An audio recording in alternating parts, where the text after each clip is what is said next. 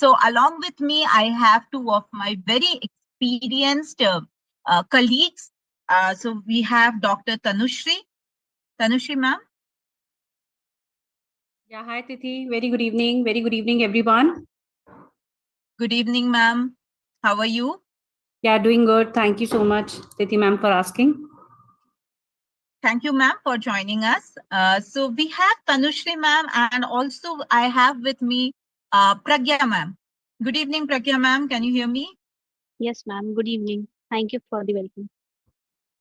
So to all our listeners, I would like to tell you that we three, okay, Tanushree ma'am, myself, and Prangya ma'am, we are going to talk about the various strategies, the important things to guide you through the exam pattern and everything. Okay. So the first session of today's webinar will be taken by Dr. Tanushree, who will share a science-backed study plan and powerful study technique, which will optimize your learning. Okay. Along with that, for the first timers, he will also give you a gist about the exam pattern and the eligibility criteria and some of the basic things about CSIR NET exam. Okay. Second session, I will be taking where I will walk you through a practical and planner-based approach to study smarter and not harder. Now is the time for smart study, right? So we will try how we can do the smart studies smarter, okay, and by that we can achieve most of our goals.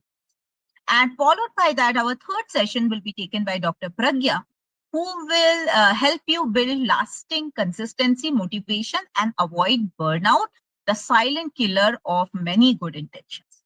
Okay, so let's begin our talk. And yes, everyone, I would like to tell you all that we have a surprise for all of you. Okay, so all the attendees are going to get a freebie from all of us. And for that, you just have to stay till the end of the webinar. And the link to download the freebie will be given to you.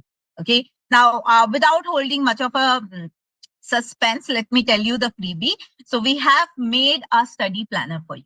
See, we are going to talk about the study strategies, right? So we have made a study planner for you, which is completely customizable. And after today's session, you are not getting one study planner. You are actually getting two study planners. See, CSIR has not confirmed what kind of syllabus they are going to follow for the December exam, right? So we are ready, but we are ready. Okay, so we have made two study planners, one based on old syllabus and one based on new syllabus. Okay, and both of that will be completely free for you to download. You just have to stay till the end of the webinar. All right. Okay, so with that, let's start. And Tanushree ma'am, I would request you to start your session. Thank you so much, Tithi ma'am. So, just sharing my screen.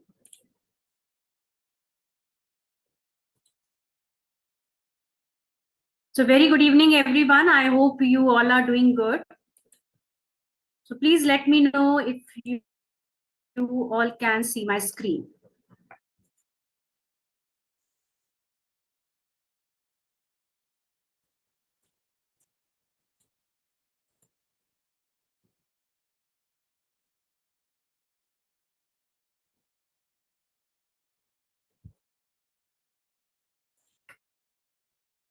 You're just sharing my screen, I think.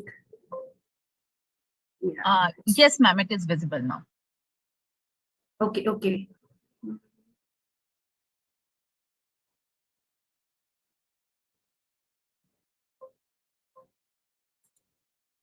I'm sharing, resharing my screen. Just give me a minute.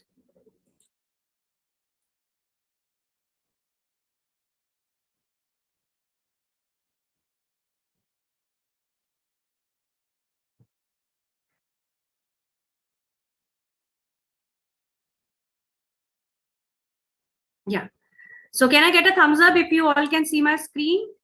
Dear attendees, dear participants.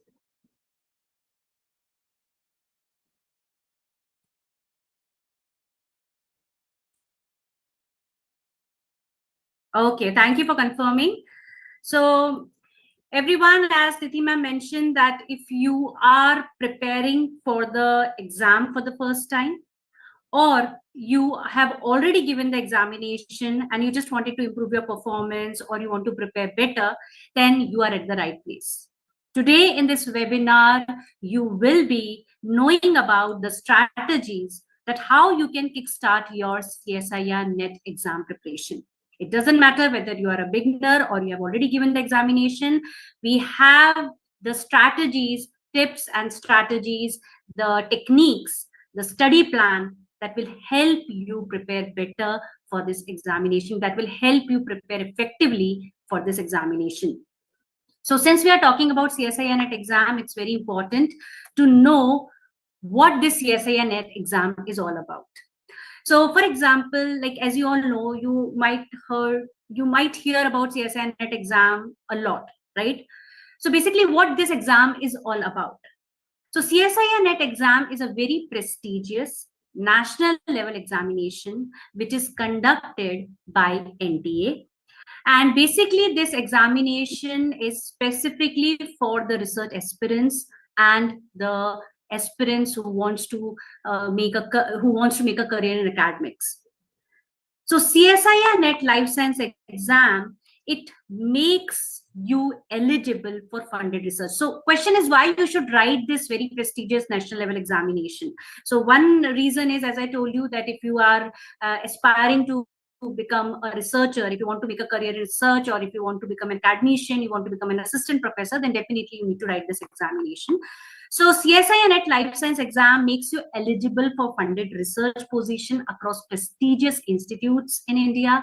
Like we have CSIR NET lab, we have CSIR labs all over the India where you can apply for JRF positions. Then even it certifies you to apply for teaching positions in colleges and universities across the country. Even it opens doors to PhD programs and research fellowships in top Indian institutes. Then another reason is that it boosts academic profile. I think there is some lag between audio and video. I hope it is fine. I hope the audio and video is fine. It's not lagging. Tithi ma'am, can you please confirm? Otherwise, I will turn off my video. Yes, ma'am, there is a little lag. So can you please turn off the video? Yeah. Thank you. Thank you for confirming, and really apologize for the inconvenience, everyone. I think there is some network issue. So I'll turn off my video. So yes. Coming to the another point that why you should write this examination. So basically it boosts academic profile. It adds significant value to your academic and professional credential. Then it enhances your chances in competitive exams and selections for positions in academic and research labs as well. And even it is foundation for other exams. So as you know that CSIR NET is usually considered as a mother of all exams because it contains a vast syllabus. And basically, if you're preparing for this examination, automatically there are certain topics which are in common with other exams as well. So automatically you are preparing for other exams as well, like GATE BT examination, DBT JRF, ICMR JRF, right? So basically it is the foundation for other exams as well. And also if you clear the CSIR NET exam, it proves your subject mastery and boosts confidence for future academic pursuits. So this is the reason, these are the following reasons that answers your question that why you should write CSIR NET examination. Now, before we talk about the strategies, let me quickly tell you about the exam pattern. So this CSIR NET examination is conducted in CBT mode. So basically it's a computer-based test. It is conducted in online mode. And the pattern of examination is MCQ, multiple choice questions, where you have a question and 4 options are there. And you have to choose the correct option. Now, when you are writing the CSIR NET examination, you can apply for 3 categories. Like there are 3 categories options are available. One is award of JRF. And appointment as assistant professor. Another category is appointment as assistant professor and admission to PhD. And third is only admission to PhD only. So remember, if you want to apply for award of JRF, and so in that case, definitely there is an age limit. So one should not be more than 30 years as the first day of month in which the examination is concluded. And however, for assistant professor and admission to PhD, there is no upper age limit. The duration of examination is 180 minutes, that is 3 hours. Definitely, there is a certain eligibility criteria, and before you fill the application form, ensure that you are eligible to write this examination. So usually a master equivalent degree is required with at least 55% marks for general category. However, 50% it is for other categories like SC, ST and third gender and other OBC candidates. Apart from this, there are other eligibility criteria also. So if you are in your final year of master's degree, you are still eligible to apply for this examination in result awaited category.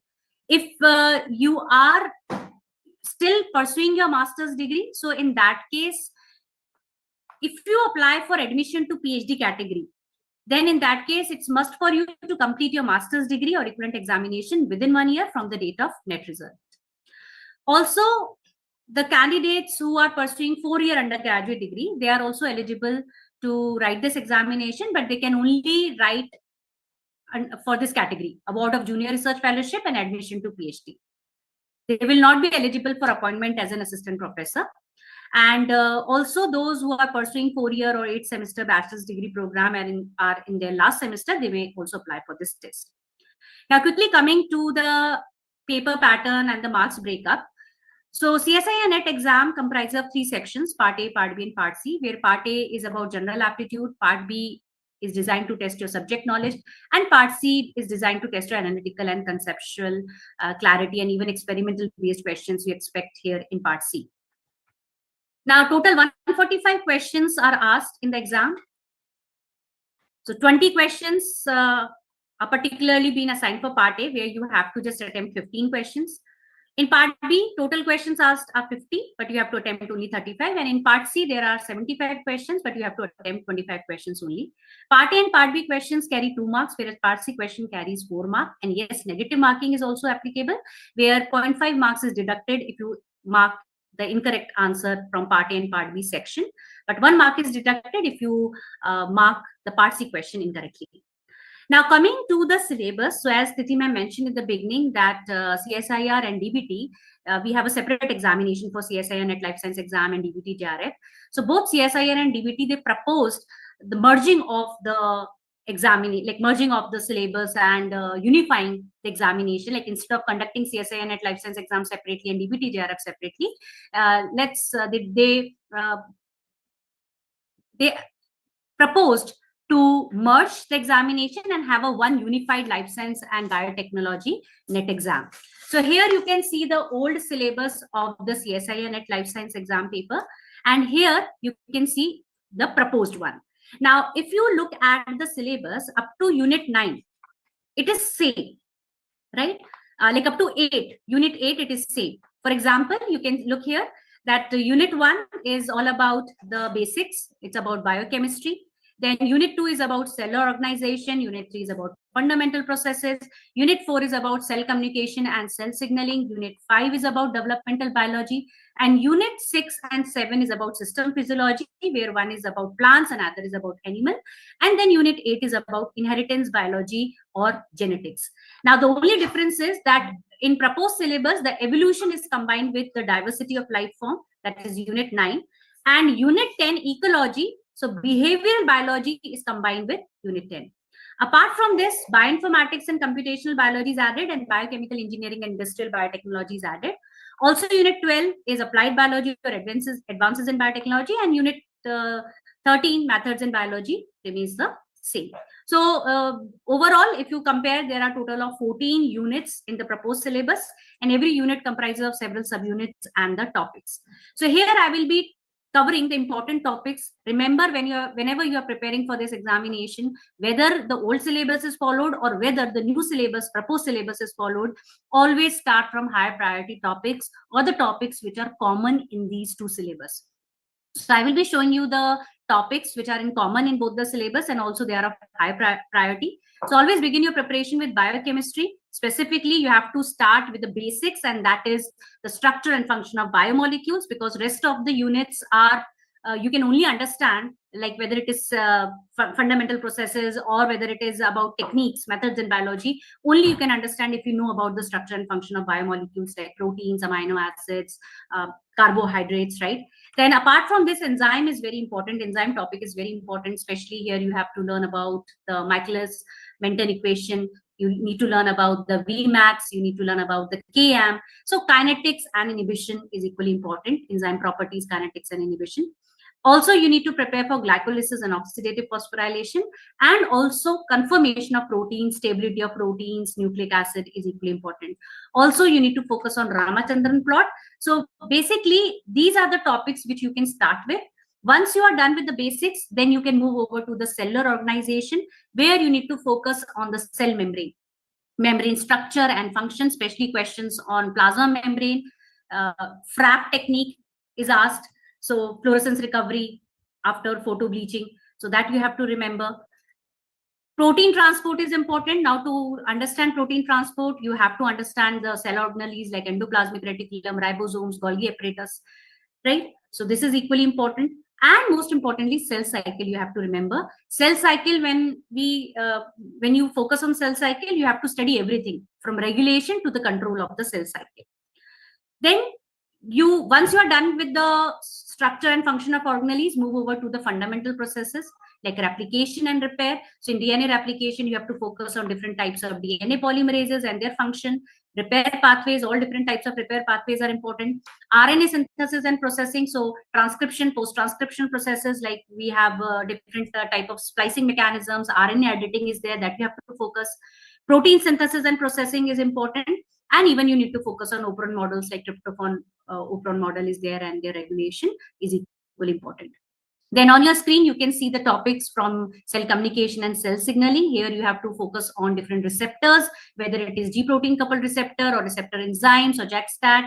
And even you need to focus on the host immune response to bacterial infections.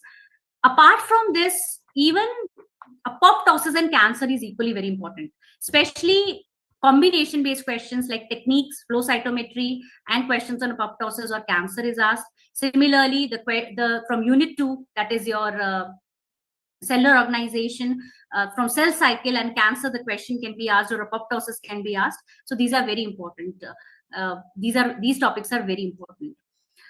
Then immunology is also a part of your unit 4. So here you have to focus on immune receptors and their diversity, antigen processing and presentation, B and T cell maturation and activation, complement system, cell-mediated cytotoxicity, hypersensitivity, and autoimmunity.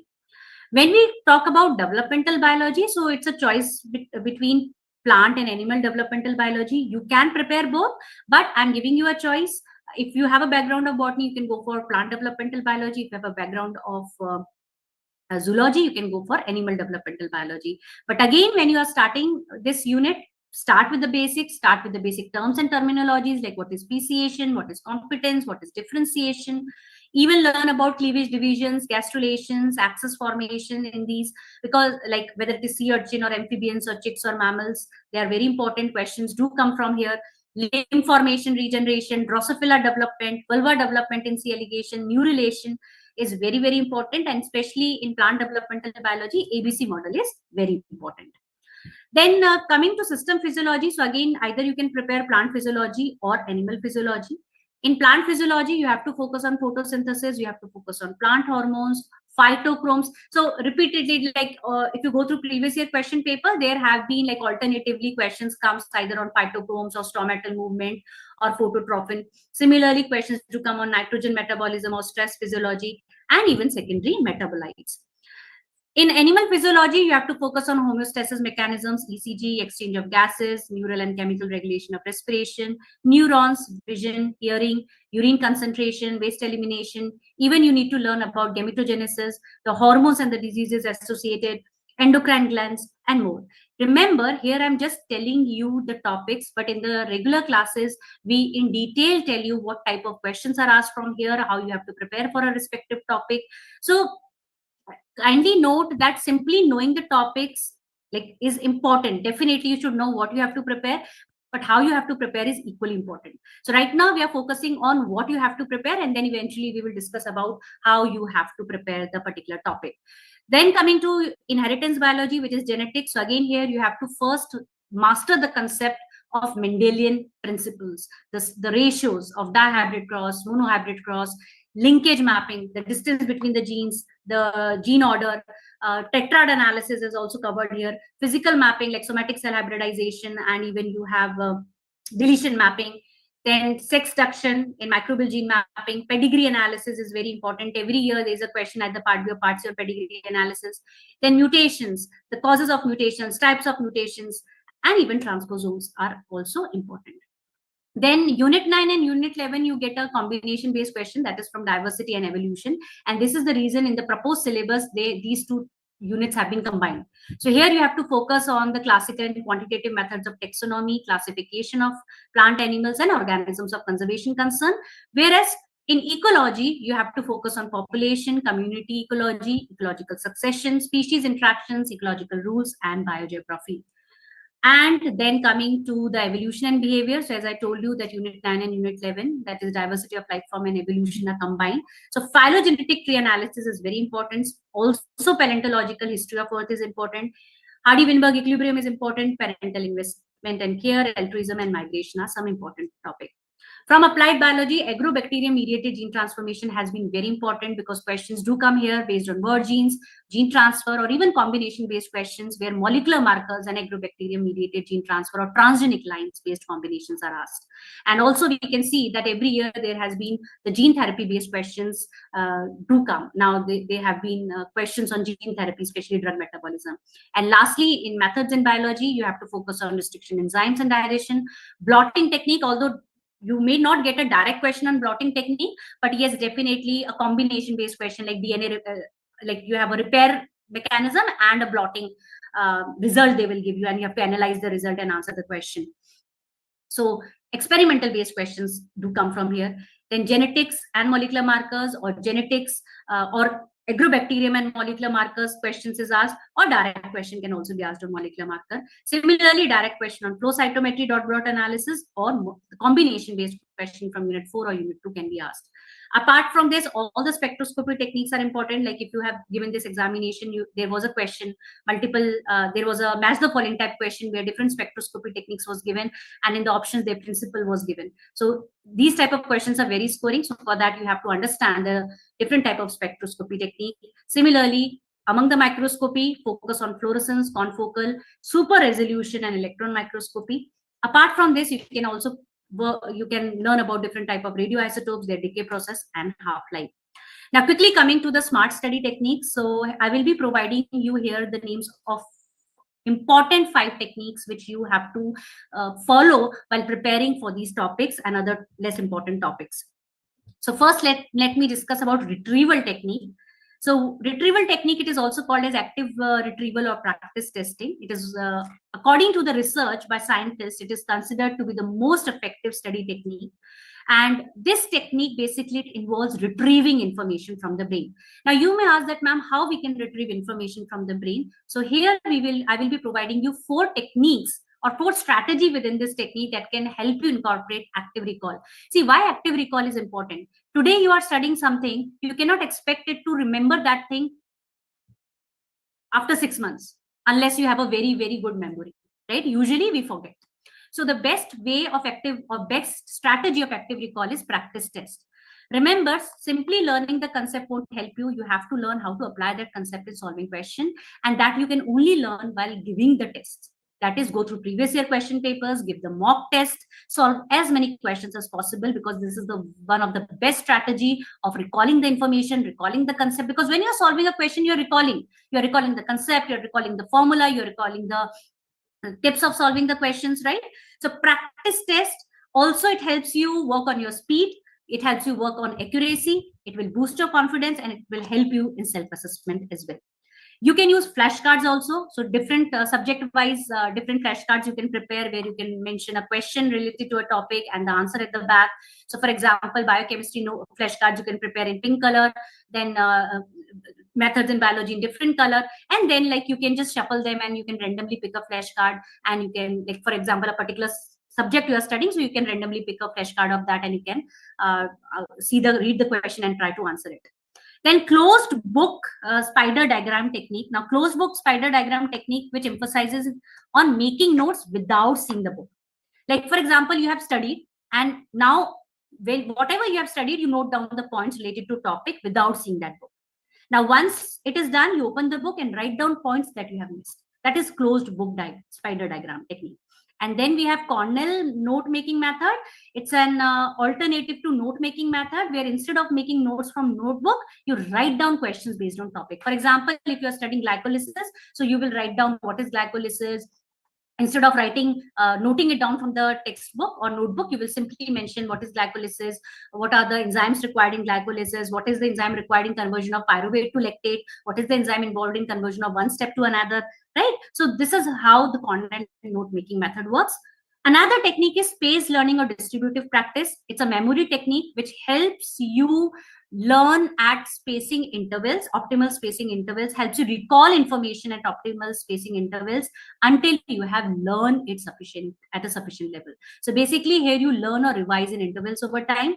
So in the next session, Tithi ma'am will tell you about the study planner, even we will be providing you. So the point is that whenever you are making a study plan of yours, make sure that you devote a time to revision separately. For example, you plan to study unit 1 and unit 6 in a day, and Monday and Tuesday you devote to a particular topic from unit 1 and 6. So ensure that on Wednesday you revise the topics that you have covered Monday to Wednesday. Similarly, Thursday, whatever you have studied, try, and Friday you have studied, revise them. Now remember that this is for a week. Similarly, you have to do it for a month, and then eventually you have to do it like every 2 months or 3 months, like that. Okay, because then only you will be able to recall the information after the 6 months. Then we have a Pomodoro technique, which is a very effective technique for time management. Pick a task. Your task is to study. Now you start with 25 minutes. Okay, this particular technique is important to improve your focus and productivity. You start with 25 minutes, and then you take a break of 5 minutes, and then again you repeat this task, second one. That is, you study for 25 minutes, you take a 5 minutes break, then again after 5 minutes you start study, and then you take a 5 minutes break. So this you have to repeat 4 times. That means for 2 hours you will be doing that. So see, it's not possible to study continuously for 2 hours, right? It is not possible. Nobody can do that continuously. So start with 25 minutes and eventually increase it every day. Like today you are studying 25 minutes. Make sure that you don't leave your study table before 25 minutes. Okay, set a timer and study. Then next day increase it to 30 minutes, then 35 minutes, and make it up to 45 minutes. So if you notice here, I have mentioned that you have to devote 3 hours, right? So 3 hours basically, when I'm saying, so it's not continuously 3 hours you have to study. Study for 45 minutes, take a break of 5 minutes, then again study for 45 minutes. And study here, it means not only learning the topic, including notes making and also solving the questions.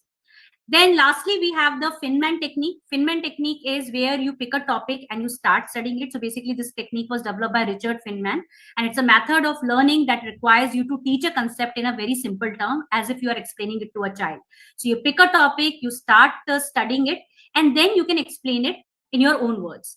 So basically what you can do is you can study, you and your friend, you can prepare a topic and you can explain it in your own words to your friend, and your friend can do the same. Or you can pretend as if you are teaching. That's the best way of learning the concepts and revising the concepts. And once you are done, note down what you have missed. Like for example, if you are learning about cell cycle and you miss certain checkpoints, then go to your notebook and see what you have missed, learn it again, and then repeat the process. And even you can use analogies and keep it simple. Whatever you are studying, you can relate it with the real life example, right? And don't forget to revise before you sleep, because the thing is, when you and especially when you are before you sleep, plan for the next day what you're going to study. So these are some of the strategies which I have discussed with you. There is a limited time, so it is clear. So lastly, I just wanted to say that needed, determination is needed, dedication is needed, smart study is needed, and definitely most importantly, believe in yourself. You all can crack the CSIR NET examination. It's just that you need guidance. And here at Biotechnica, we all are here to help you in cracking the CSIR NET examination. So with this, so over to you, Tithi ma'am.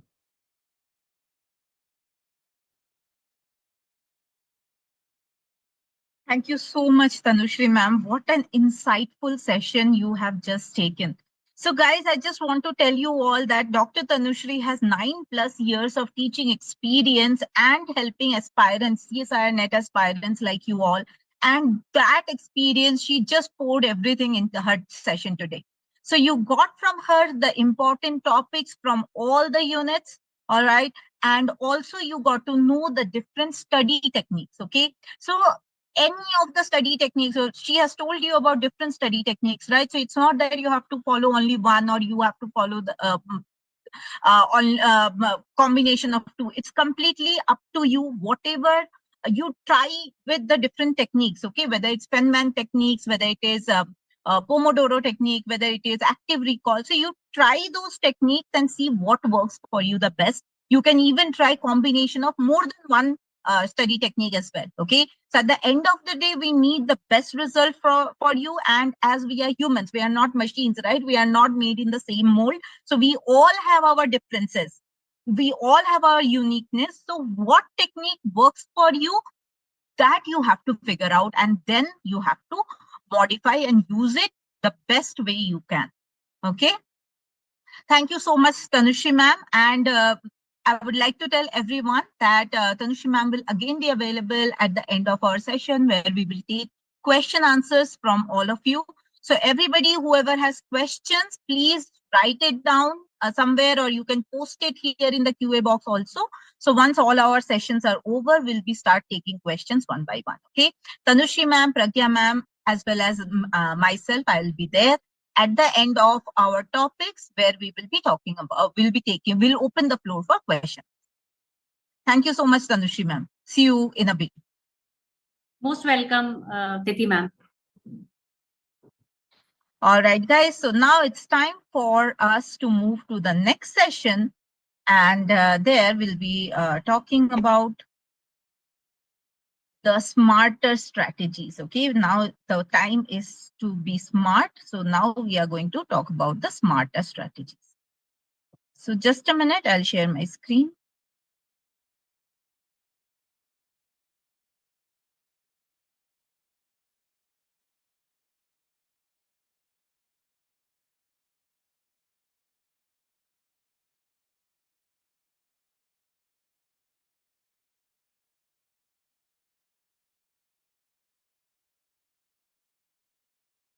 Tanushree ma'am, can you please pass the controls to me? I'm not able to share my screen.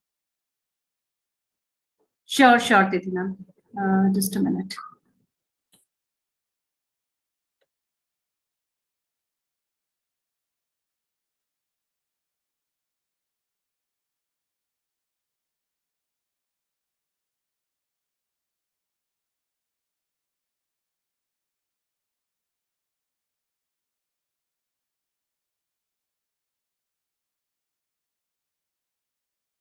I got it, ma'am. I got it.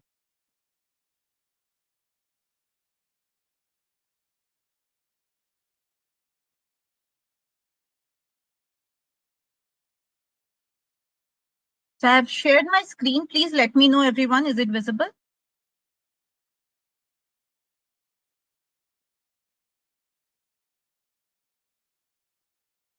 Is the screen visible? Thank you so much, Rishita, for confirming. All right. So let's start the session. And here we are going to talk about smart study plans, okay, which is a new age strategy. So work harder, smart, study harder, that we have learned, we have seen how we can do it, but how to do it a smarter way to achieve more and more success, okay? That is what we are going to talk about in this session.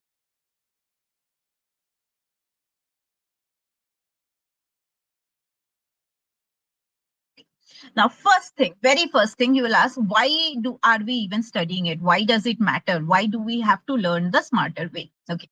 Now, see, CSIR NET is not about how many hours you study or what you study. It's also about how you study. Okay. Why? Because CSIR NET exam the syllabus is vast. If you see the syllabus, it comprises of things which is like you have covered in last 5 or 7 years of your studies, right? Starting from +2. So the difference which is there between a qualifier and a topper is the consistent focus strategy that avoids burnout. Okay, so here I'm going to tell you some of the strategies, and also followed by my session, Dr. Pragya will come. She will also tell you how to avoid this burnout and how to stay focused on your mission. Okay, and also we'll be talking about some best tools to stay focused. One of that is for sure a well-planned study planner. So I am going to tell you what a study planner should look like, what are the things it should have, and we have also designed a study planner for you, and it will be given to you at the end of the webinar completely free. So stay with us, everybody, and I will give you a gist of it, okay, like considering what factors we have made it so that you can also make your own, or you can use R1 also with the modifications. I'm going to tell you that as well, like where are the points where you can do the modification. Okay, so this is an ocean of topics that CSIR syllabus actually comprises of, and limited time. So focus and discipline becomes your greatest tool.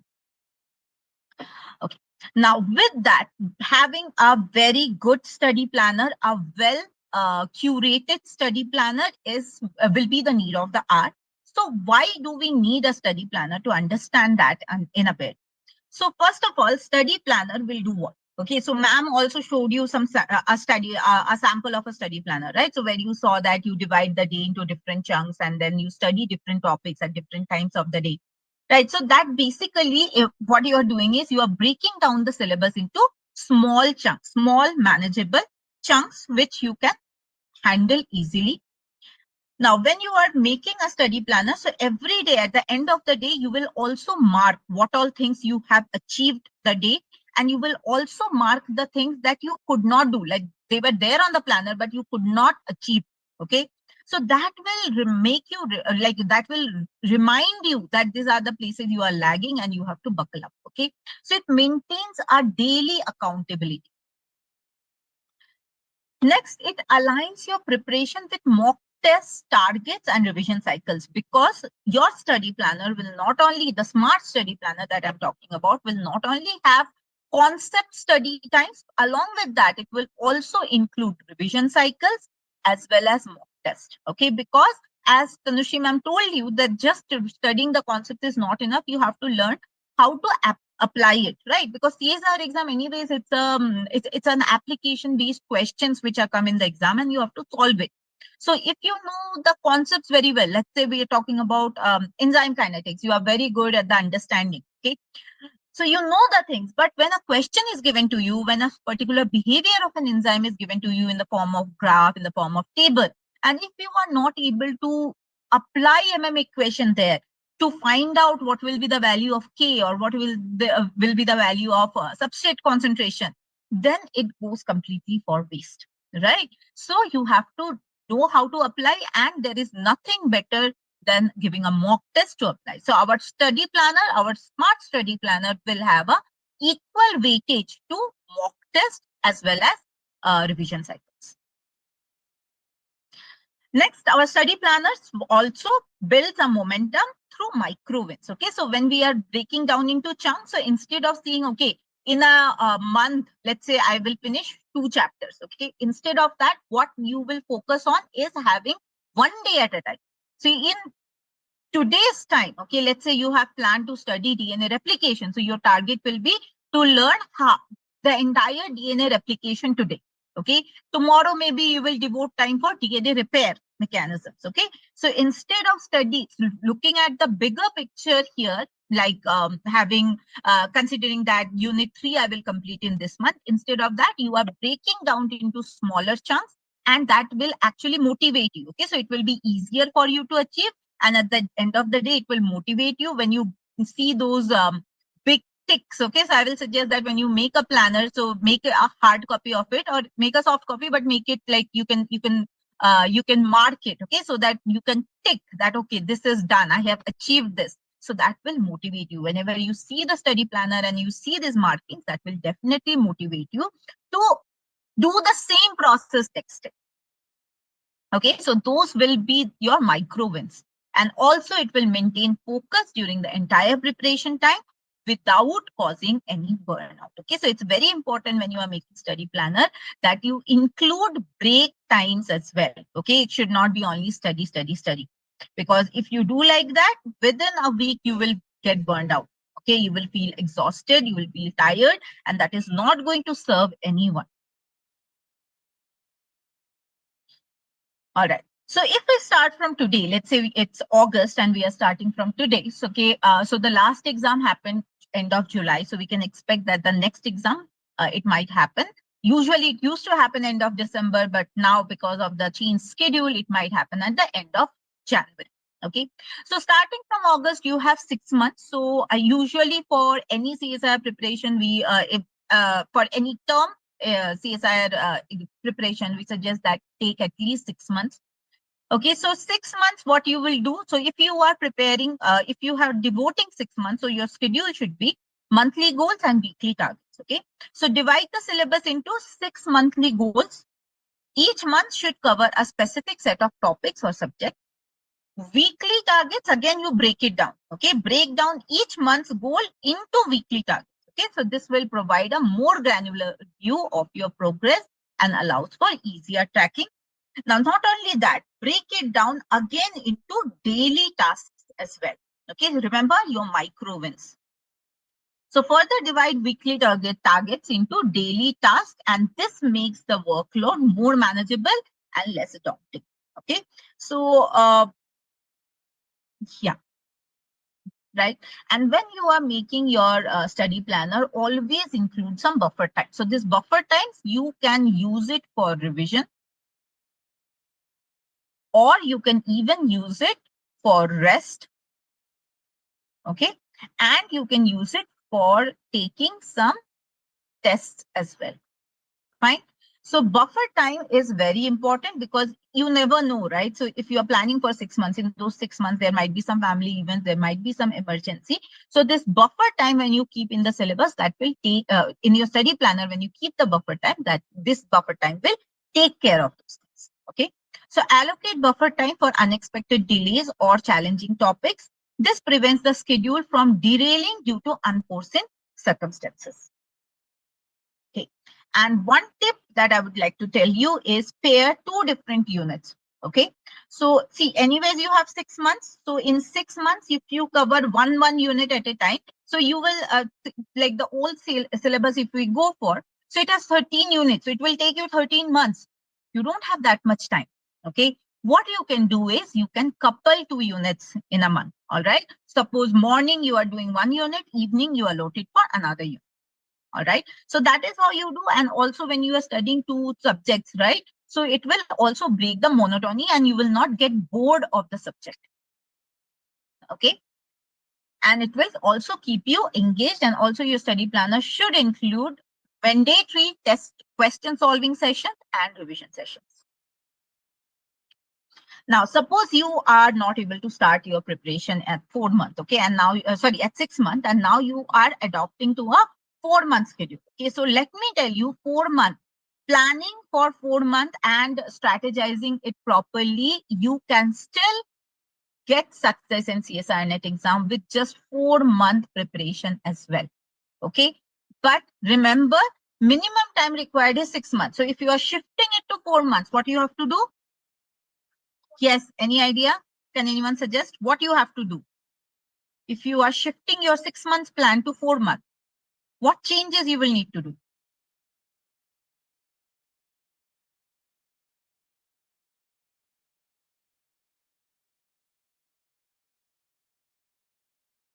Yes, anyone?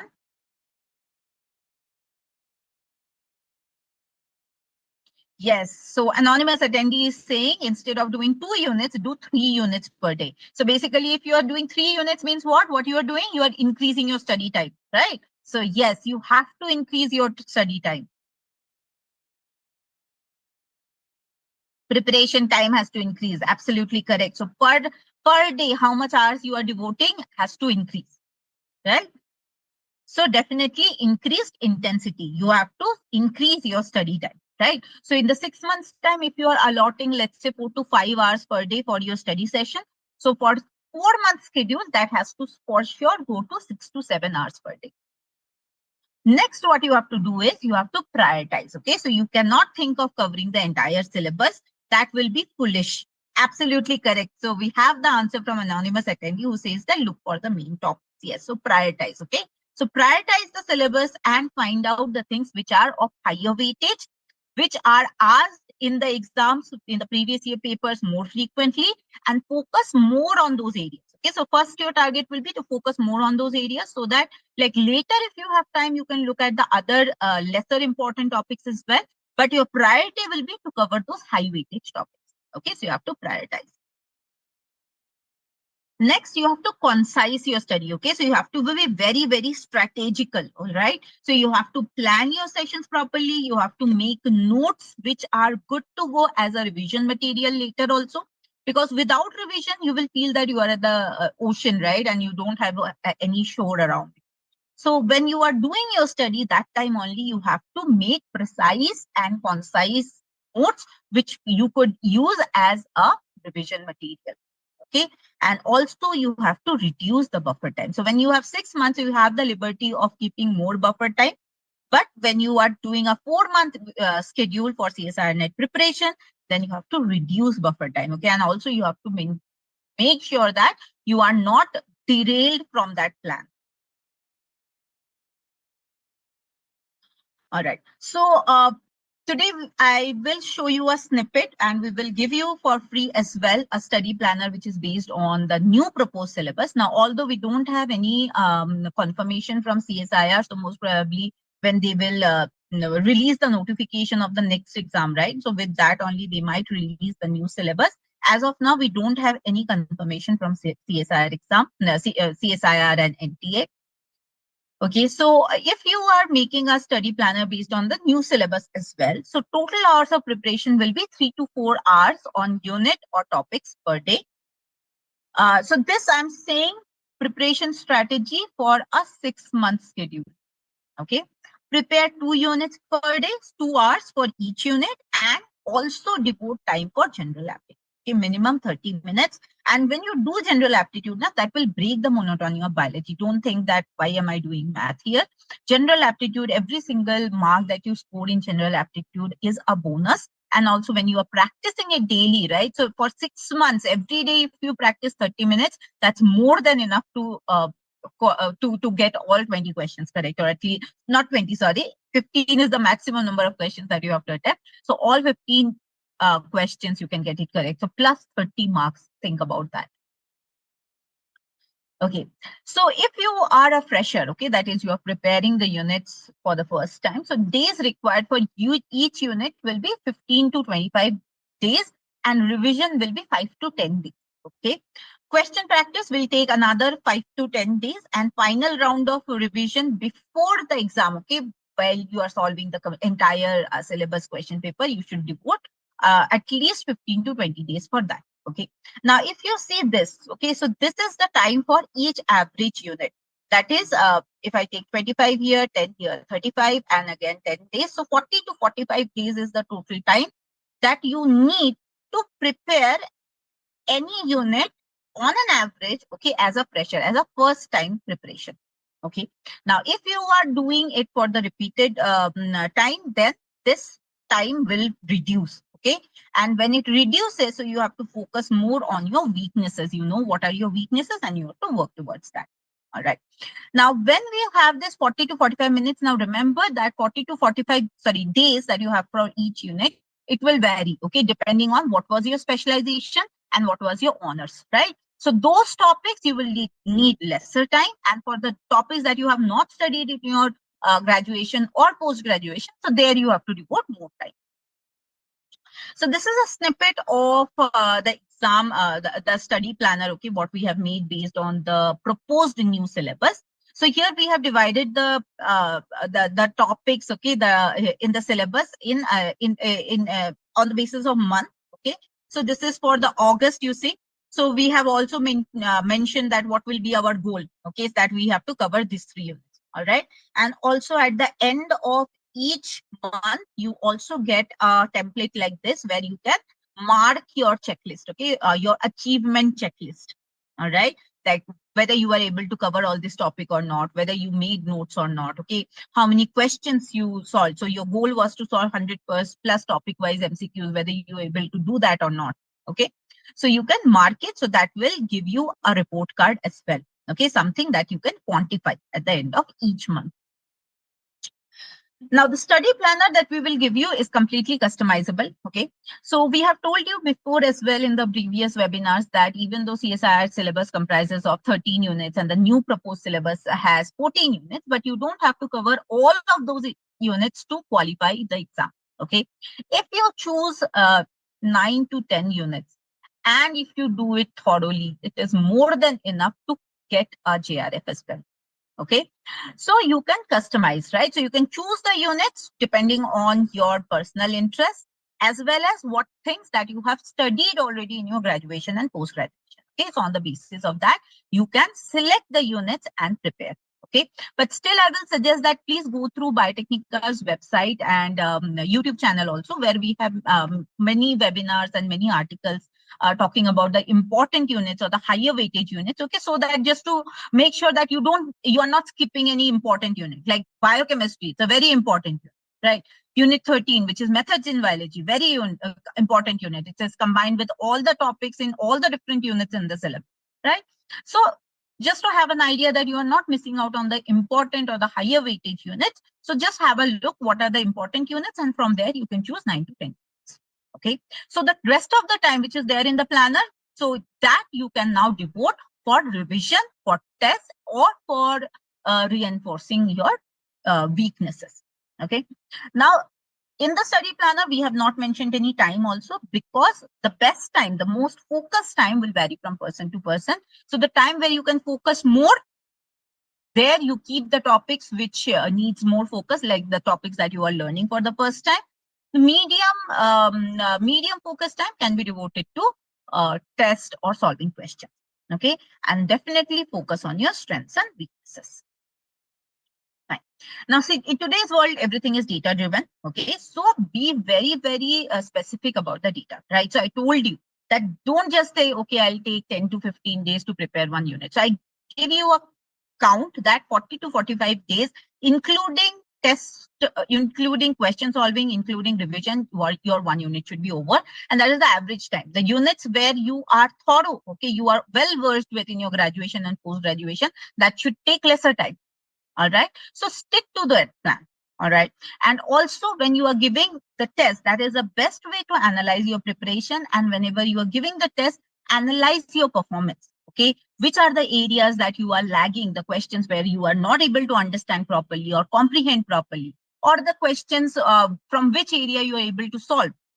Okay, that is one thing. Performance analysis is very, very important. Next is time management. So for CSIR exam, time management is a big, big issue. Okay, so you have to track how much time you spend on a particular question. Okay, sit with a timer and just restrict yourself that you will not use more than 2 minutes or 2.5 minutes on a particular question. Okay, so practice that, and slowly you will get this. Your time management skill will get better, and that will be extremely helpful at the real exam. Then do the resource optimization. See, in this world of internet, everything is available, and too many stuff is also available. Okay, so you have to use your understanding to choose which reference book to follow, or what website to follow. Okay, or which study material to follow. All right, so I will say that if you see any of the study materials, right, so they are more or less content wise, they are simple. What is the difference? The English language. Okay, so I always tell the students, choose a book or choose a reference material where you are able to understand English. Fine. So where you think that the examples are given better, where you are able to understand them better. Okay, the core concepts will be more or less similar. All right, but the English should be understandable too. So choose a resource that you are able to understand. Doesn't matter whether your friend is following that or not, whether your seniors were following that or not. No, if you are comfortable with it and it is of a standard reference book, okay, you are good to go and you can choose that. Now we have many tools which are there to increase your productivity and keep you focused. Okay, So we have certain digital planners like Google Calendar, Trello, or even Notion, where you can create and manage your study schedule. Okay, you can make your study planner there. You can mark. You can see. You can measure. Okay, it will give you measurable outputs at the end of the day. How much of your targets you have achieved. Okay, so so those digital planners as well you can use, or you can use the old paper way, the hard copy way. Okay, but still I will suggest that do marks. Then there are various study apps. Okay, so the study apps are basically productivity apps, which is there to increase your productivity. Okay, so in today's life, the major distraction is our phone. Okay, so these apps like Forest, Freedom, or Cold Turkey, right? So these are certain apps which will, when you turn it on, it will block all kind of notifications. Okay, it will even block the phone calls as well. Like in Freedom, you can choose which are the apps that you want to block. Okay, so that when it is your focus time and you are doing your study, all those notifications will be blocked, and you can again open it when your focus time is over. Okay, so you can try out these apps which will keep you focused and increase your productivity. Okay, next is about the importance of the test. Now we all know that tests are very, very important, and test is the way, as Dr. Tanushree also told you all, that we can practice active recall. So it reinforces daily learning, enhances concept application, identifies your weaknesses and strengths. Okay, when you analyze your test response, and improves time management, and also provides measurable feedback. So that gives you an idea what are the areas that you have to focus more, or the areas which are your strength. Okay, so with this, I come to the end of this session, and thank you so much everyone for your attention. And we will meet at the end of the session, okay, where we will open the question answer, and we will take open question answer from all of you. So please be ready with all kind of questions that you have about CSIR NET, or the strategy that you have to use for cracking the December 2025 exam. So thank you everybody once again. And with this, I pass on the control to Dr. Prangya. Prangya ma'am, welcome. Are you able to hear me? Thank you, ma'am. Yes, ma'am. Am I audible? Yes, you are. Just a minute.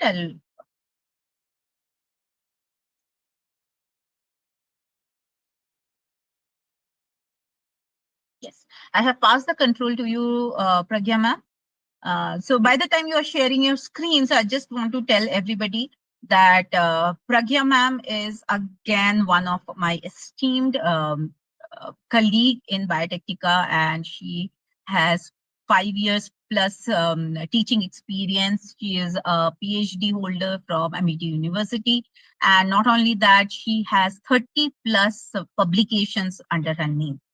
So a warm welcome to you, Prangya ma'am. Thank you so much for joining, and you can start your session. Thank you so much, ma'am, for this beautiful introduction. So as you have seen in the previous sessions, that what is the importance of CSIR NET exam and how to prepare for it, how to proceed further with it. So I would be taking a session on staying consistent, building motivation and strategy that last, right? So if you want to achieve something in long term with simple habits, you need to be consistent throughout the journey. Fine. So is the screen moving, ma'am? We can see your screen, but did you change the slide? Yes, yes, I can see. Yeah. Thank you so much. So what will be the key taking points that we'll be discussing in this session is, first, why students quit halfway and how do we prevent it, right? And the second, what we'll be seeing is tips on how to create a consistent calendar, which is very important because since now the time is very less, you have around 5 to 6 months only, and you want to target the examination. I would suggest target for JRF, then you land at least at NET, because every year the cutoff is increasing, the number of aspirants is also increasing, and seats are not as increasing at that pace. Okay. Third would be building a 2-week challenge mindset. Fourth, why burnouts happen and how to avoid burnouts, taking some breaks, revision sessions, and mocks. And finally, we will be discussing about creating accountability or more learning more about the study group and trackers and even biotechnica support that we provide. So why do students they quit halfway and how do we prevent it? We know the CSIR subject is very vast, right? And limited amount of seats, then you have pressure, just finished with your masters or you are into your masters, then what to do next, what not to do next. So such type of things, these are some of the common reasons why students they quit. So first is your lack of clear strategy. We generally do not have a proper study plan. We have the books, we have bought books, 4 5 books, and we do not know what to study, where to study, how to start. With limited amount of time, you have to study zoology, you have to study botany, you have to study other areas of life sciences like immunology or molecular biology. So we do not have a clear strategy. So that is a very common reason that why students they quit. Second is like overwhelming syllabus. If you just take a topic of say replication, then just from replication in prokaryotes, replication in eukaryotes, what are the enzymes, confusing again. How, what are the procedure, confusing again. We are hardly differentiating between how to learn about prokaryotes, how to learn about eukaryotes. So the syllabus can be overwhelming. Students they generally find it very scary and difficult if they do not have a proper strategy. Third is setting some unrealistic expectations. We all know somewhere down the line where we stand, right? Suppose I am giving the exam for the very first time. My aim is to get a good scoring level. Very good if you qualify NET, very good if you qualify JRF. But the first thing is aim for a very good mark or score. At least you know how many questions you get right, how many questions you get wrong. So setting unrealistic expectations is also a reason why students they quit halfway. Next is lack of accountability. We do not have friends, we do not have a circle. Someone is doing NET, others are taking into some other career path. So when you do not have like-minded people around you, you lose that accountability. You become inconsistent. You can remain self-motivated for suppose say a day or a two or a day or a week or in 2 weeks. Then if you do not have friends, you do not discuss with them, or if you do not have a proper mentor, if you do not have a proper guide, then somewhere in the journey you'll lose that confidence, you'll become inconsistent, right? So a support of a mentor and the feedback of a mentor is also very important during this journey. Next is burnout. Sitting and studying continuously for 7 8 hours, mind is blank. Or it is not about how many hours you study, it is about what type of study you are studying and how focusedly you are studying, right? So if you sit for suppose I set an expectation that I want to complete 2 units in just a week. That is not possible because 2 units is a very vast topic, right? So if you sit continuously for 8 hours, for 10 hours, then your mind is going to go down, you will have burnout. And one another very important reason is fear of failure. When we are there in a study group or in a class, or suppose we have friends who are discussing about this exam and the pressure that they are facing that during the journey of this exam, we have a fear of failure. The topper is scoring say 92 out of 100. Oh my god, I'm scoring only 30. They will qualify, I will not qualify. Do not bring this mentality in your mind. That is, or self-sabotaging is also known as the fear of failure, in which we generally constantly compare ourselves with maybe the toppers or some other friends. So what will happen? We'll have a failure effect in our mind. So even before starting or midway of the journey, also we have self-declared that we are going to lose. So these are some of the common reasons that why students or why candidates they generally quit the exam preparation midway, right? So how do we now prevent it? Because preventing it is also a very important step. First is set mini goals. You need to set small goals like study for or make a calendar that is a 2 week calendar. In these 2 weeks, I'll be studying or completing one topic. Then For next 3 days, I would be revising that topic. For next 2 days following that, I would be taking mock tests and doing my revision. So likewise, you need to set mini goals. Fine. In 1 month, I need to complete one unit completely thoroughly with utmost preparation. So those are the definitions of mini goals. You need to set mini goals. So what will happen when you keep mini goals? The momentum of your study, or the pace at which you are studying, it will also eventually increase along the time. And next, it will also boost your confidence. Second is preparing a consistent calendar, which is very important. You need to plan your study daily, and then at the end of the week, you need to see how much you have covered, what was your plan, how much you have covered, how much theory you have done, how much practical knowledge you have taken, how much revision you have done. So that is also very important. So second is preparing a consistent calendar. Third is your accountability. I am answerable to someone. At least I am answerable to myself. Do not say lies to yourself that I have completed 3 units very well, so I will attempt every question that comes from these 3 topics. No. Take your syllabus topic by topic, read it with utmost honesty, and be accountable to yourself. It is you who has to be self disciplined. Otherwise, you will become inconsistent during the journey. Okay. Next is mock test and revision, which is also very important. Taking smart mock test, either you take it daily if you are taking some, or if you are following some online apps where previous year question papers are available, or some questions are available, any objective question is available. So you can do a 5 or 10 mock test, question mock test daily, or you can do mock test at the end of the week or after end of 2 weeks. But doing mock test and revision weekly is very, very, very important. Next, celebrate your small wins. There is a topic which I may not be very strong at. I have studied a concept, and now that concept is there in my mind. I can attempt mock tests related to those topics.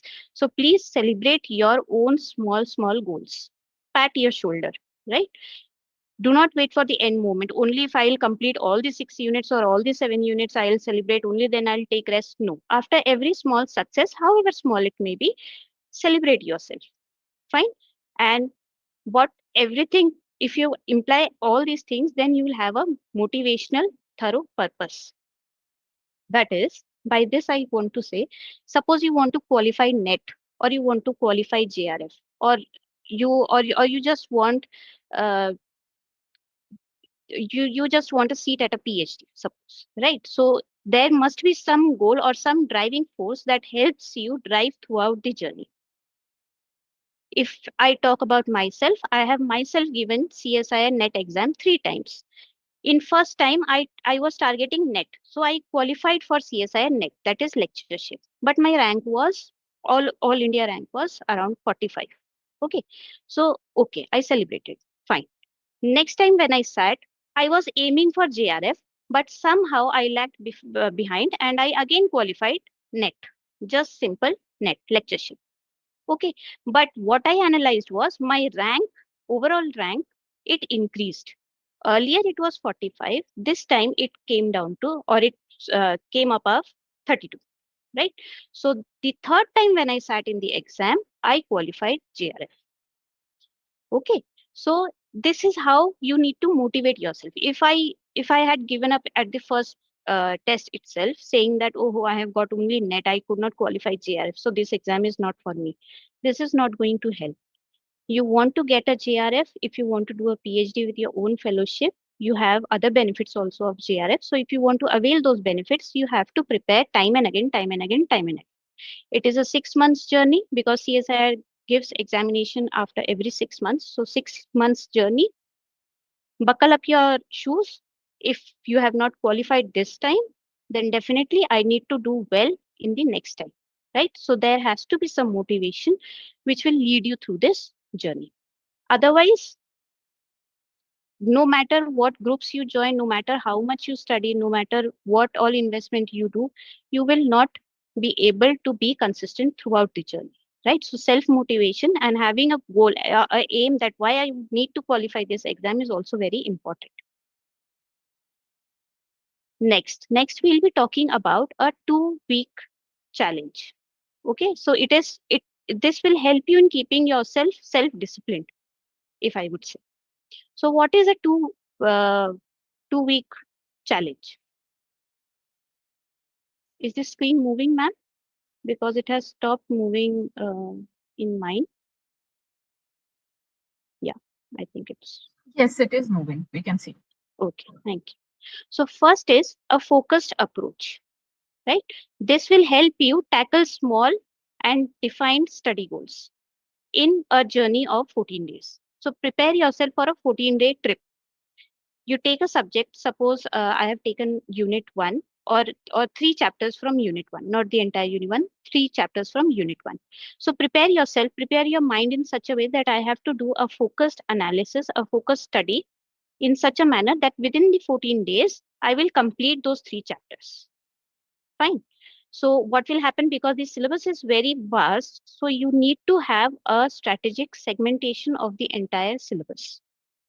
When you sit in the study group or even in the classroom, or even if you prepare with your friend circle or the mentors here at Biotechnica, you'll be having a strategic segmentation of your syllabus.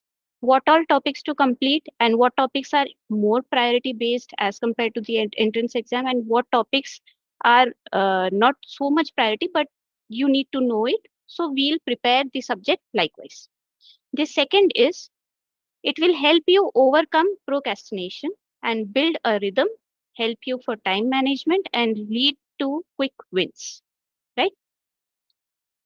We think, okay, this much we have completed today, next we'll be doing next day, or I can delay a topic. No, please do not do it. In the 2-week challenge mindset, if you have said that I want to complete 3 chapters in 14 days, please stick to it. You need to build a rhythm. This will help you in time management when you look for the 6 months journey of the examination, right? And third is, it will help you for making an ideal breakthrough mental blocks. It will create some urgency without burnouts, and definitely it will boost your confidence. If 2 weeks, now it would be looking just like a 2 weeks, but after a month, you have completed 6 chapters. So likewise, after 2 months, you'll be completing 12 chapters. After 3 months, you'll be completing 18 chapters. So if you see slowly, your confidence will also increase, right? And since we are doing a 2 week mindset challenge, we'll be having a study mode, we'll be having a revision mode, we'll be having a mock test. Then you'll have time to relax as well. So there won't be a burnout in your mind.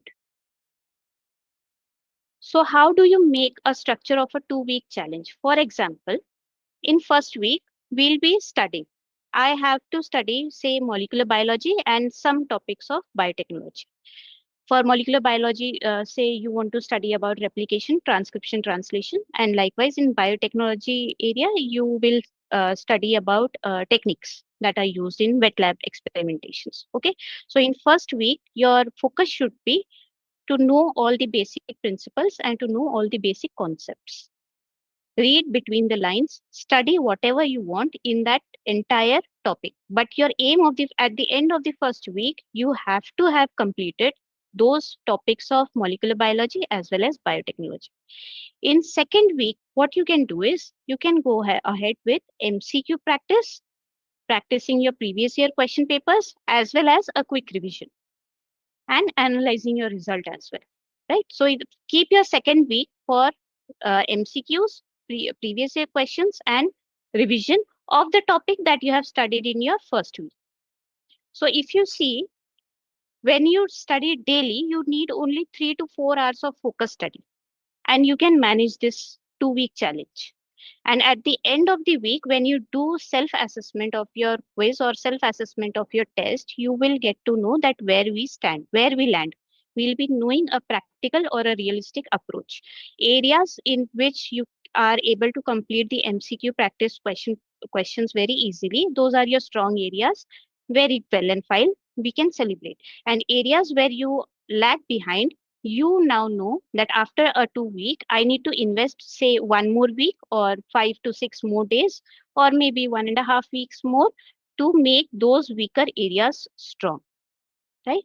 So for doing this 2-week challenge, you can use a consistent calendar. You can take an online calendar or an offline also you can use, or you can use some online timer apps as well, like Domo, just we have discussed, or you can keep your phone reminders as well. Just make Google calendars in your phone and just see how progressful you are during this journey, and you can track your own progress. Likewise, you can stick sticky notes or prepare some Google Sheets and stick them on your study table, stick them on your papers, or maintain those Google Sheets and regularly update them. Make a plan before going to bed that I have to study this much tomorrow. Make sticky notes, stick it. Then when you get up next morning, prepare yourself, take your books, take your study materials, and try to complete all your to-do tasks that you had prepared the previous night. And then you again in the evening time, you monitor yourself that how much I had completed. I had set this much goal and how much I have completed out of that much goal. And again, a very important step is discussion and follow-up. If you just keep on studying and just taking up the previous year questions or doing MCQs without discussing where you lack or what are your strength areas, how you need to proceed forward, you are going to become inconsistent, say after 3 months or 4 months, or it's anywhere between this journey. Okay, so discussion and follow-ups with your friends, your batchmates, or even with your mentor. With your mentor is very important. Now, why is accountability so important? We can say, I have studied this much, I have done this much, so I can attempt this much MCQs, I can do this much revision, I can do this much previous year question papers. But do not self-lie. We know how much we have studied and how much is our retention capacity. And according to that, we are accountable. Okay, so create an accountability for yourself as well. This will help you in preventing procrastination. Generally, we have a habit, I cannot do this subject today, I will do it later, or I will do it tomorrow, or I will do it day after tomorrow. Do not do it. If I have set a to-do list that I have to do this task today, please stick to it, do it now. Second, it keeps you answerable, right, to someone. You know that people are having expectations from you. You yourself are having expectations from you. So you are answerable. So if you do a consistent preparation, it will be beneficial for you only. Third, it will help you in building discipline and help you in having a consistent study practice. Some days it is okay if we have some other work, you might skip 1 or 2 chapters, but try to avoid such type of scenarios. Build a disciplined lifestyle that I have to study from say 9 a.m. to 11 a.m. Then you study from 9 to 11, take a break of 15 minutes, go walk, look at your phone, or do some relaxing activity. Then sit back again from 11:15 or 11:30. Then you study again for 2 hours or 1.5 hours or 1 hour, whichever is comfortable to you. Make yourself disciplined, right? You need rest, you need preparation, you need relaxed time. Then again, you need preparation, then you need a relaxed time, like this. And another important point is always track your progress with utmost honesty. Suppose I have not studied unit 3, say cell biology or a unit of cell biology. I do not know about what filaments are, what actin is, what microtubule is. But then if I see question paper, I am just doing a hit that this might be filament, this might be actin, this might be microtubule. Do not do this. Keep your study matter or follow your study matter with utmost honesty. You need to track your progress with honesty. I know this much and I can attempt this much. This will help you making a practical goal. Now, for all of the above, it is advisable that you join some study groups or classes. And if you connect with Biotechnica, then Biotechnica we know is a very good platform which will help each and every candidate to prepare well and to make them suitable for appearing for that examination. We will help you boost your confidence and will provide you all the study materials, clear your doubts in such a manner that you have at least a friend to which you can discuss what your problems are. You can tell your mentors that these are the areas you can solve your doubts either in live classes or even afterwards. We can solve the question papers together and do all type of quizzes. Suppose you are preparing for CSIR, you find some question that you are unable to attend, we can do those quiz together. Likewise, you will also learn, the mentor will also learn, and other peers of yours in the class, they will also learn. So it is a group study. Fine. Your mentor will help you during the regular classes. You can ask doubts during the live classes or afterwards also. If you join the Biotechnica crash course, then that is also very beneficial because there you will be having a structured syllabus, what you need to focus, how you need to focus. You will have a time management, and also you need to get reminders, study materials. So everything is available underneath the same platform. So your work becomes bit easier. Your preparation becomes bit easier with the mentor support. Now we'll look at how to create a consistent calendar. Take an example. We have the examination in December 2025, right? So the first step is break down your syllabus unit wise.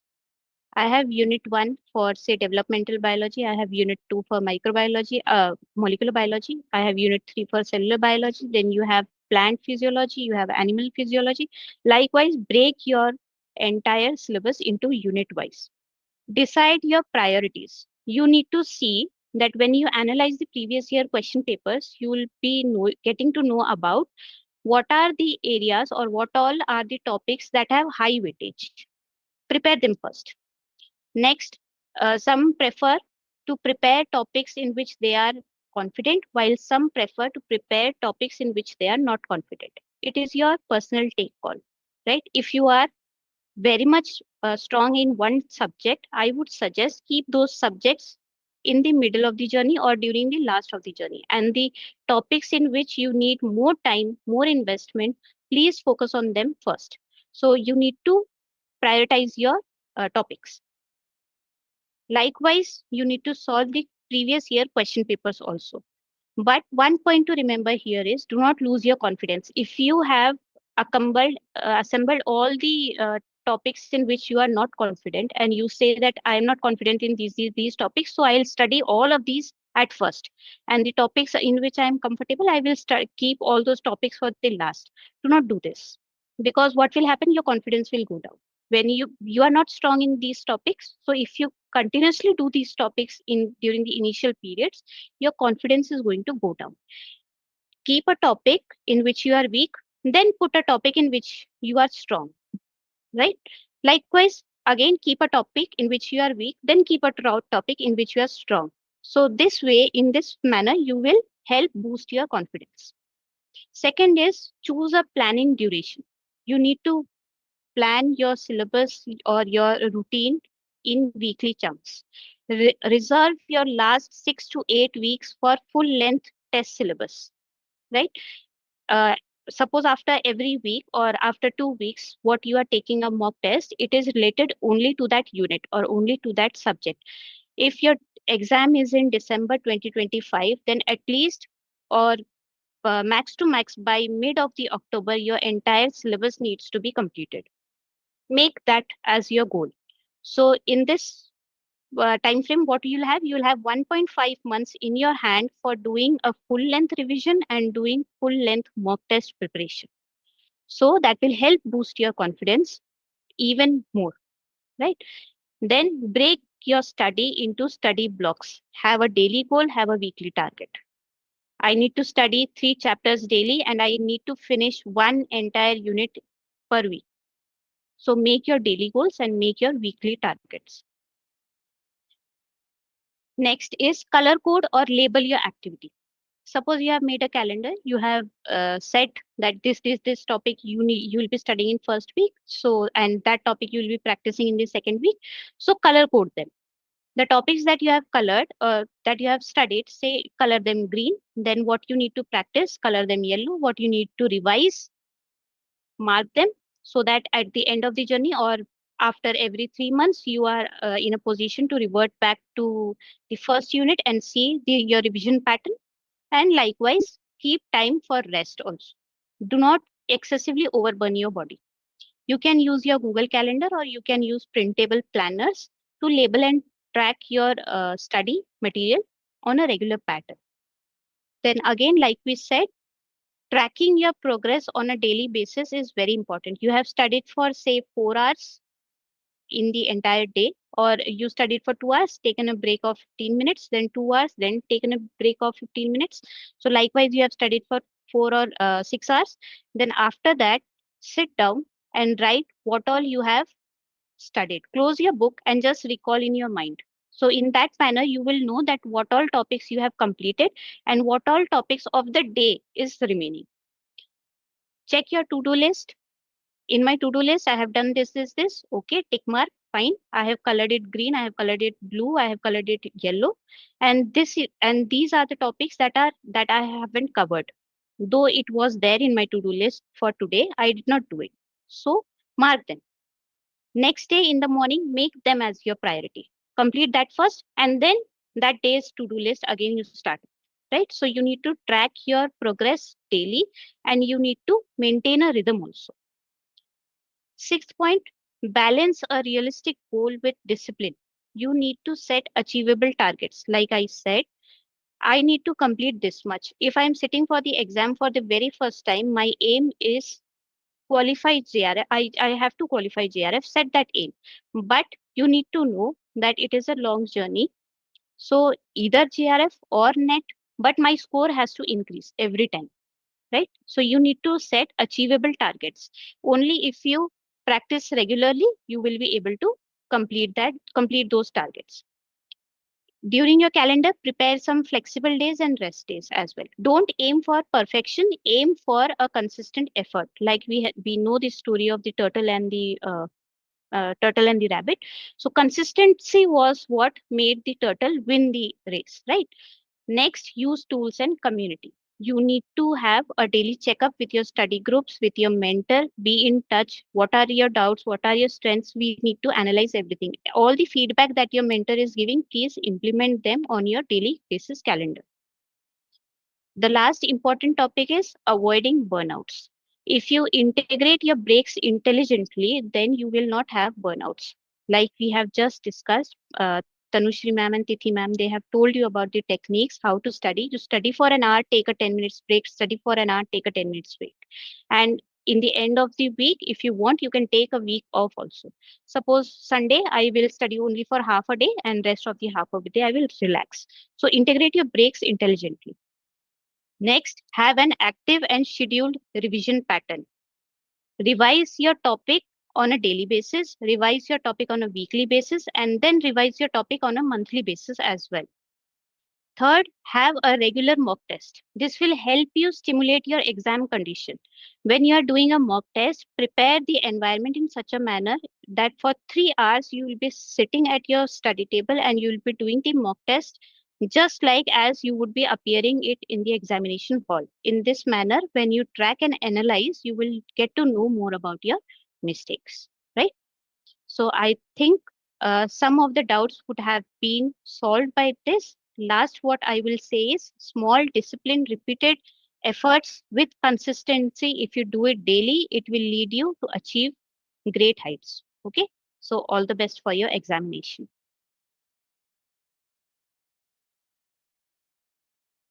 Thank you so much, Pragya ma'am, and what an insightful session you also took. You gave your personal experience and you shared it with our students, and I'm sure many of them have learned things that persistence and consistency will be the key in your preparation. Right, everyone?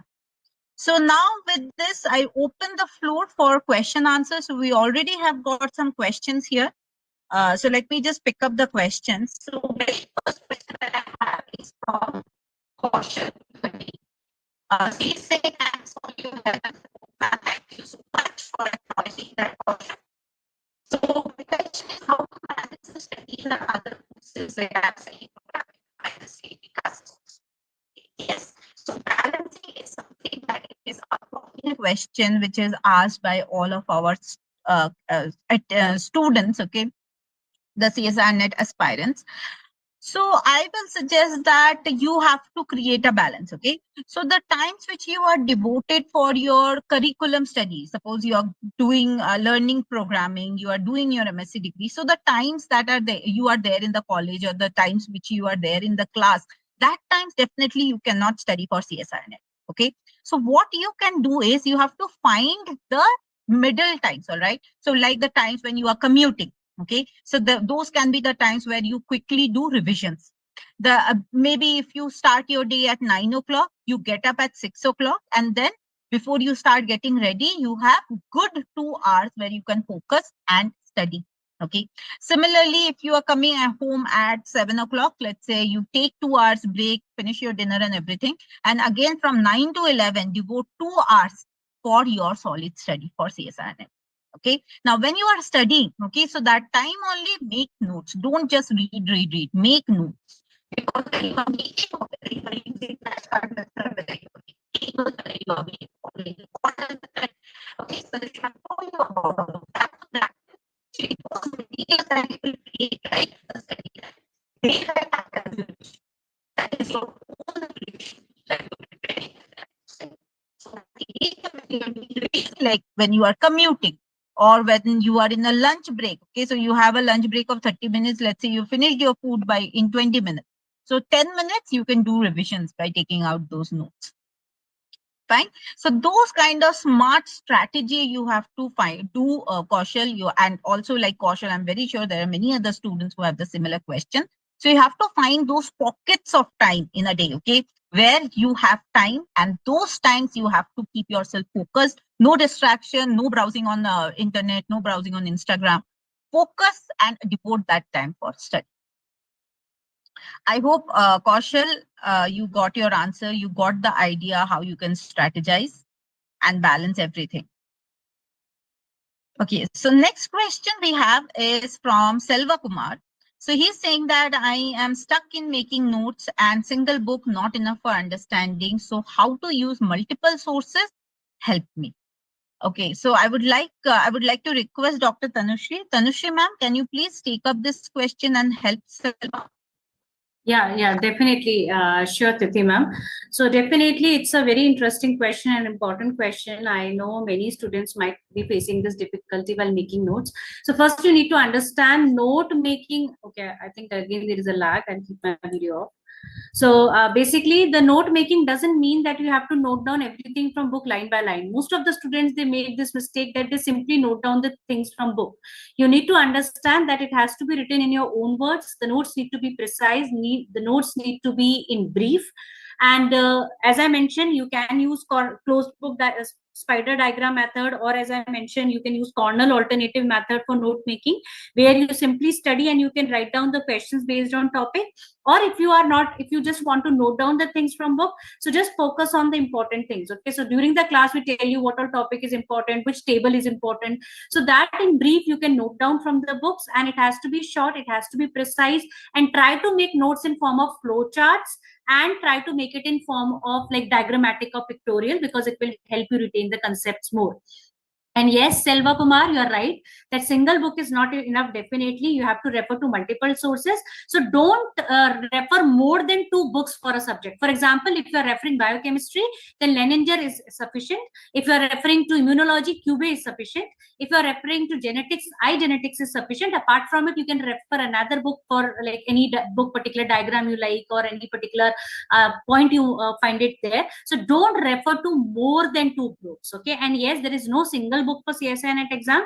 Apart from this, here at Biotechnique also we do provide the ready-made notes, like in form of concept notes. We have Conceptica Lite, which is in form of flowchart. So if you are facing really very difficulty in making notes, and you have less time less time to devote for note making, you can refer to the notes that is being provided by by Biotechnique as well. I hope this answers your question, Silva Kumar. Over to you, Tithi ma'am. Thank you. Thank you so much, Tanushree ma'am. Yes, you gave a proper guidance to Selva and all other students who had the similar question. Thank you for that. Okay, so yeah, so we have another question from anonymous attendee. My question is that upon having negative markings in CSIR NET exam, why is there a rule that we have to attempt a fixed number of questions only? The negative markings in all three parts are different. This is the big obstacle during the exam, which makes us tense while attempting the exam. Okay, so I will like Dr. Pragya to take this question and help you out. Dr. Pragya? Yes, ma'am. When you do the CSIR questions, there are fixed number of questions. I do agree to it, but there are more options available. Suppose you need to do 25 questions, you will be given the section B would be filled with say 35 questions or 40 questions. So out of those 40 questions, you need to attempt only 25. Suppose, just giving you an example, right?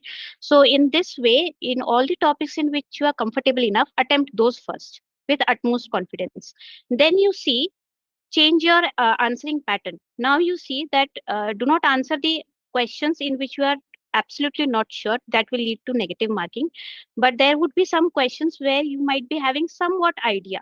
You can negate the other three options, that option A is not going to work, or option B is not going to work because of this statement. Option C is not going to work because of this statement, but option D is going to work.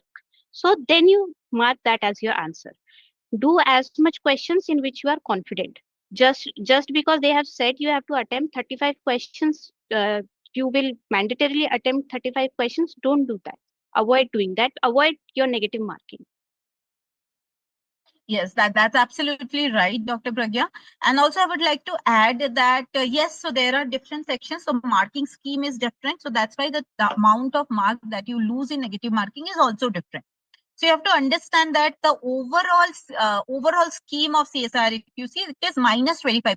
Okay. So in A and B, because you have +2, so that's why it is minus 20, minus 0.5. Whereas in part C, you have +4, that's why it is -1. Okay. But overall, it is 25% marks, which is taken out as a negative marking.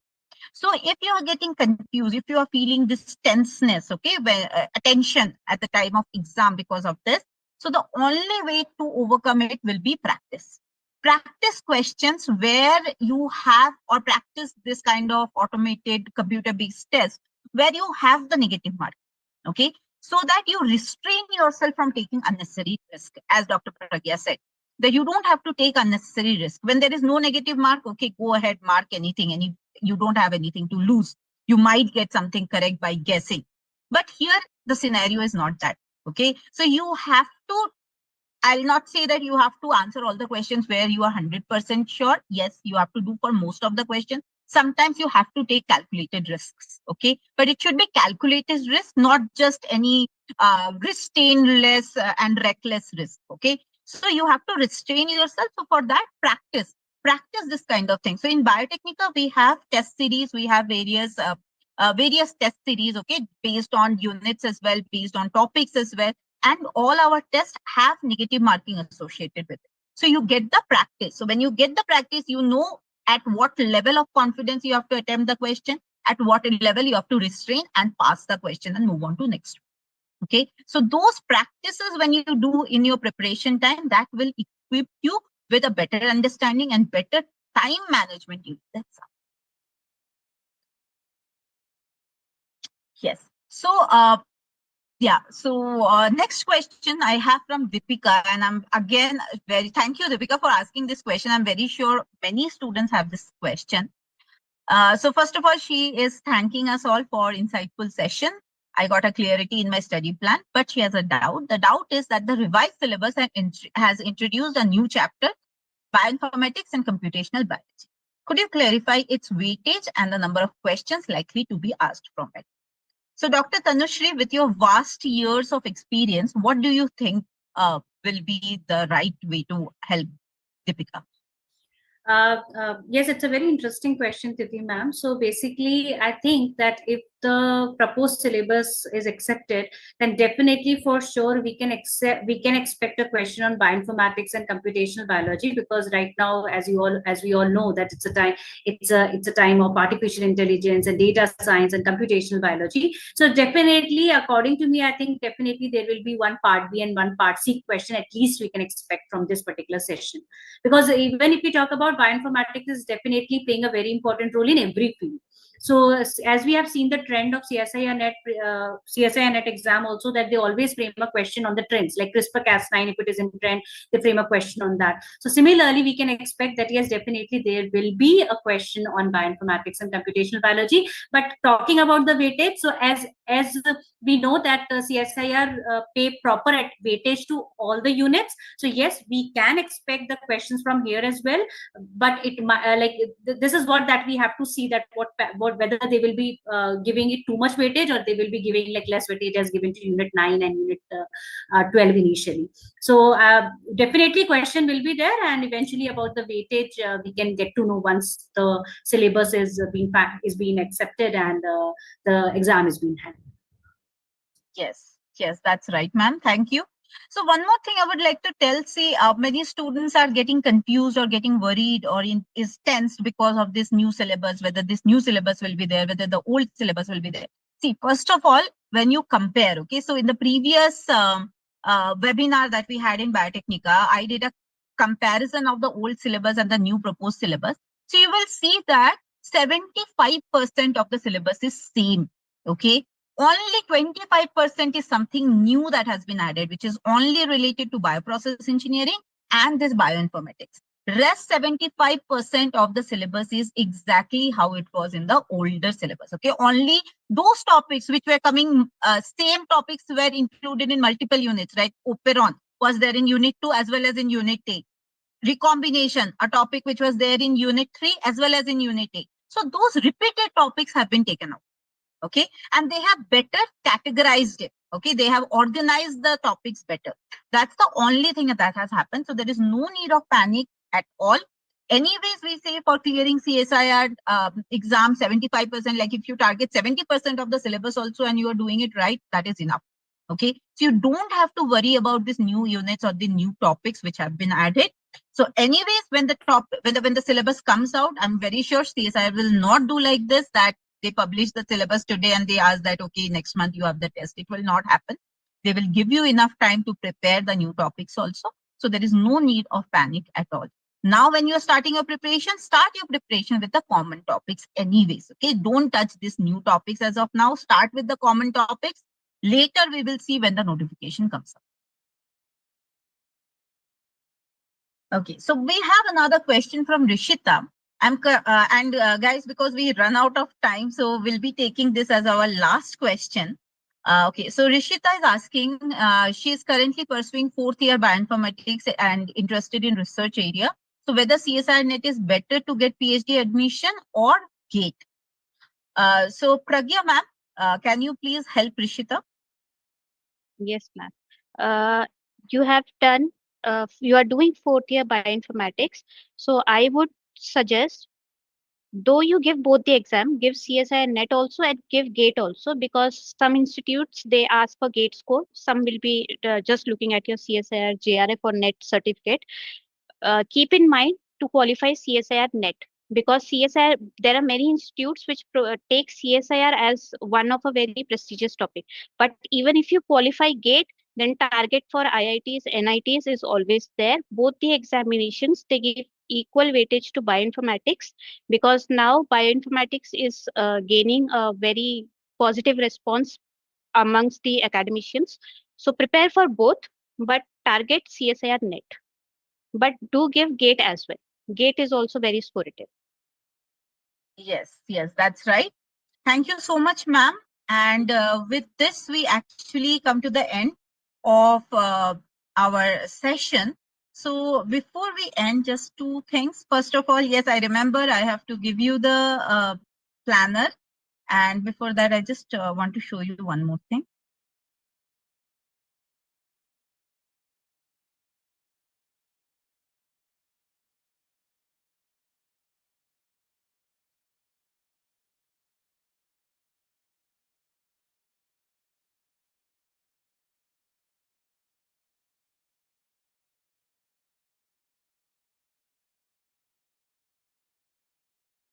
Right. So guys, we are launching our new batch, okay, CSIR NET Lakshya batch for 2025-26. And the batch is going to, the classes are going to start from 8th of August. Okay. So from Friday, the coming Friday onwards, we are going to start our batch, and we are well equipped. We have our faculties, have our team of experts to handle the change or the new topics in the syllabus as well if it is introduced, or else you already know all our experts who are there to handle the syllabus of CSIR NET. Okay. And with Biotechnica, you not only get the live classes, you get 24/7 chat support, you get dedicated study materials, unlimited classes, recordings, smart revision tools, mock test series, and whatnot. So guys, if you are interested, I would like to request you all to give a call in this toll-free number, or you can register here, and also you can go to Biotechnica store and choose our course. Okay. All right. So with this, I would like to thank all of our speakers, including our very own Tanushree ma'am, Prangya ma'am, for joining us today, and for yes. So for I would like to help. I will like to thank all of our speakers for joining us, and also for sharing such deep insights and practical techniques that every CSIR NET aspirants can implement right now. And also, as I told you, that new Biotechnica CSIR NET December 2025 batch starts soon. It is going to start from 8th August. So if you are interested to join us, please give us a call in the toll-free number, or you can always tag us. You can contact Shekhar sir. You can contact our Biotechnica store for more information on this. Okay. Now, yes, this is the time for me to give you the link.